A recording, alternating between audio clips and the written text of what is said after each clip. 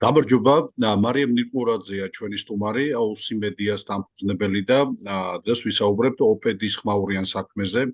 ეს არის მოსაზრების გამოქვეყნება, რაზეც აუსი მედიამ პარლამენტის თავმჯდომარეს უარი უთხრა. ამას საკმაოდ სერიოზული გაგრძელება მოყვა და დღეს მარიამი უფრო დეტალურად ისაუბრებს ამ თემაზე, რა მოხდა და როგორ გაგრძელდა ეს პროცესი. კი ბატონო, მოკლედ მოვყვები როგორ იყო ეს ამბავი თავიდან.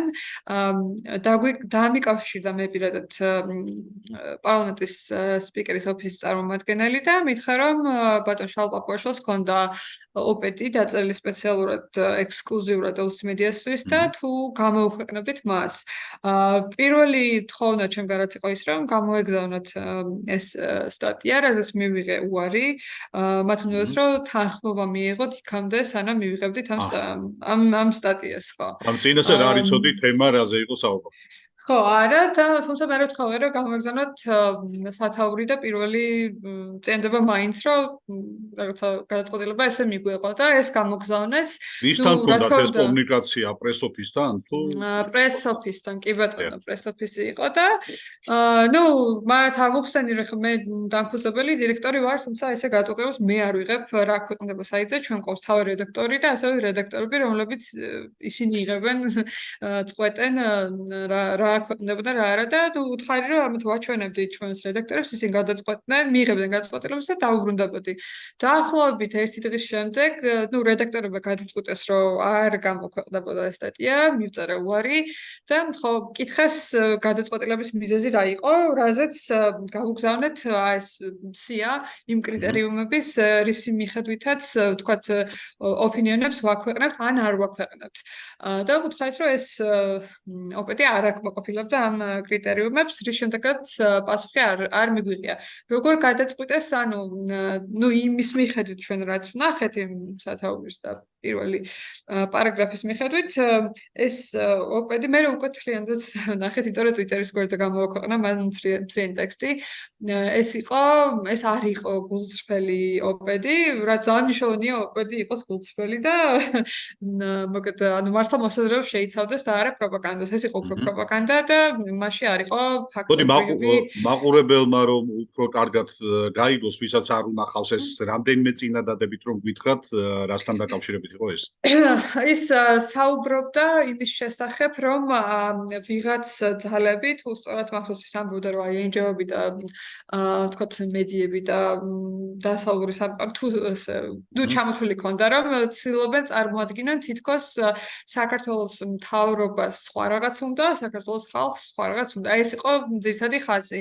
თუმცა, რაც უკვე თავისთავად არასწორია, თუნდაც უკრაინის მხარდაჭერის მხრივ ან ევროკავშირის ინტეგრაციის მხრივ, ყოველ შემთხვევაში იმ დროისთვის რა ნაბიჯები იდგმებოდა საქართველოს თავრობის მხრიდან და რა სურვილებს იყო საქართველოს ხალხის მხრივ, არ იყო რა ეს ოპედი არ იყო გულწრფელი და ეს იყო უბრალოდ მცდელობა, რომ რაღაცა სამთავრობო მესიჯები გავრცელებულიყო ინგლისურენოვან მედიაში, რასაც თავისი ალბათ მიზანი ჰქონდა, რომ ჩვენ ახლა ინგლისურად ვაქვეყნებთ ამბებს, კითხულობენ ძალიან ბევრი თქვა საელჩოები, თქვა მთავრობები ევროპაში, ამერიკაში ასე შემდეგ და ალბათ მიზანიც ეს იყო, ეს არ იყო მარტო აუსი მედია, ეს არის თქვა ბატონი შალვა თავის ტვიტერ გვერდზე ხშირად აქვეყნებს ხოლმე საკმაოდ ვრცელ ინგლისურენოვან სტატიებს და სხვა მედიებთანაც გამოუქვეყნებია ინგლისურ ენაზე ესეთი ტიპის ოპედები, რომლებიც სპეციალურად მორგებულია ამ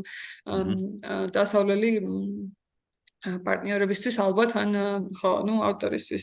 ამის შემდეგ, რაც მოკეთ ეს უარის გაგზავნის შემდეგ, მეორე თუ მესამე დღეს ერთ-ერთმა ჩვენმა დიდმა დონორმა მოგწერა, რომ მათ მიიღეს ვრცელი მეილი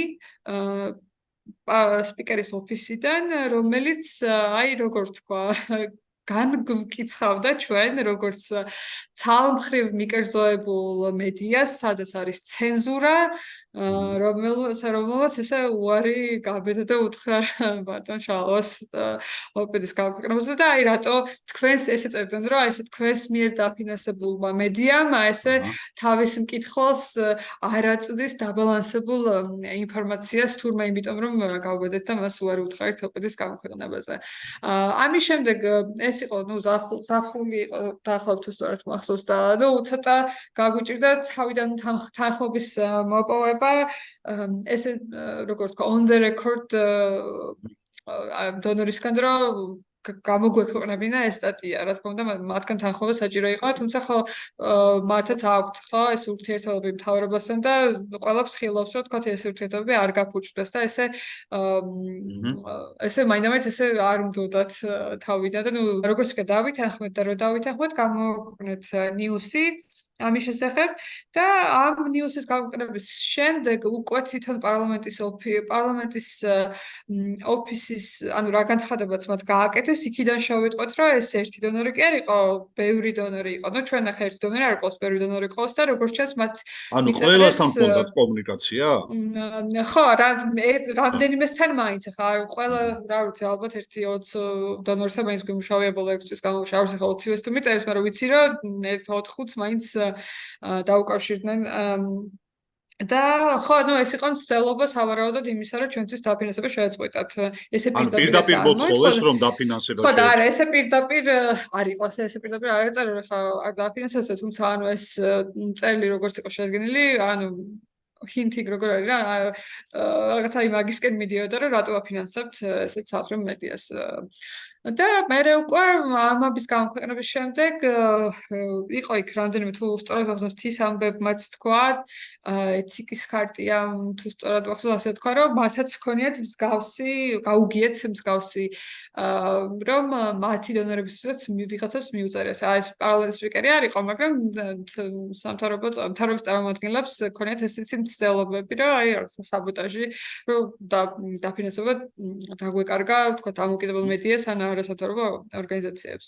მოთხოვნა პირდაპირ არ ქონდა, თუმცა ეს ამის მანიშნებელი იყო იდეაში. კი, ნამდვილად. დონორების განწყობა როგორი იყო აი ამის შემდეგ? საბედნიეროდ ძალიან კარგი, ძალიან ყველამ ანუ ვინც მიიღო თუ არ მიიღო ეს წერილი, ყველამ ძალიან დიდი მხარდაჭერა გამოგვიცხადა და აი რამე თუ გჭირდებათ რამე, ანუ თქვენს გვერდით გვიგულეთ და ასე შემდეგ. საბედნიეროდ პარლამენტის სპიკერის წერილის გარეშე დონორები კითხულობდნენ და ანუ იციან ჩვენ რა ტიპის ჟურნალისტიკას, ანუ რა ტიპის მედია ვართ, რა ღირებულებები გვაქვს, როგორ მუშაობთ და მხარდაჭერის მეტი არაფერი მიგვიღია დონორების მხრიდან ამ ამბავში.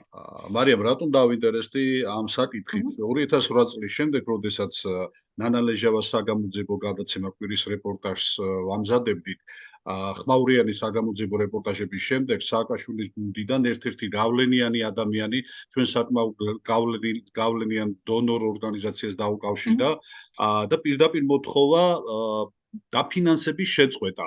ანუ ფაქტიურად წლები გადის, თუმცა არაფერი არ იცვლება აი ამ მიმართულებით. რა მეთოდებიც ჰქონდათ მათ, იგივე მეთოდებით მუშაობენ ახლაც.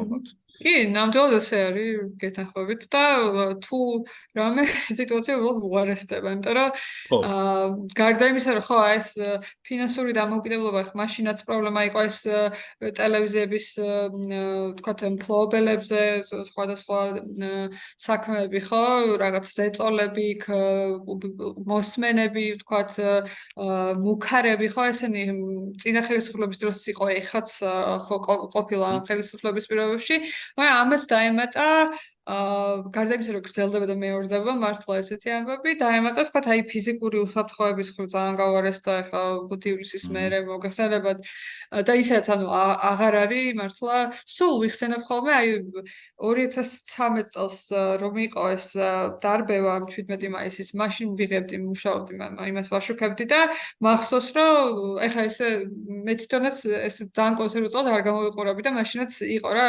გარეგულად ყურადღებას მომოქცევდი მაგრამ დაინახეს ამ მშვიდად მაინც ვითხი 2013 წელს რომ დაინახავდნენ რომ პრესის ბეიჯი მეკეთა ეს ხალხი ამბობდა რომ აი ჟურნალისტია და არ შეეხოთ და ანუ რამდენი წლის მერე უკვე 2021 წელს 5 ივლისამდე პირიქით შეიცვალა ეს რა და რაღაცა აქციები არის რაღაცა ტიპის ანუ ღონისძიებები არის რომელსაც ვთქვათ უკვე აღარ არის უსაფრთხო რომ წახვიდე და პრესბეჯით გააშუქო სიძულვის კამპანია მედიის მიმართ ხო ხელისუფლებამ დაიწყო და ხელისუფლება ახალისებს ამას ხელისუფლება ეს თვითონ თავრობის წევრები ვთქვათ ან საკმაოდ მაღალი თანამდებობის პირები ახალისებენ სიძულვილს მედიის მიმართ. დიდი მადლობა, საინტერესო იყო ამ თემაზე საუბარი. მარიამ ნიკურაძე იყო ჩვენი სტუმარი, OC მედიას დამფუძნებელი და ჩვენ ვსაუბრობდით ოპედის საკმაოდ ხმაურიან საქმეზე. მადლობა მარიამ და წარმატებები OC მედიას. მადლობა თქვენ. მადლობა.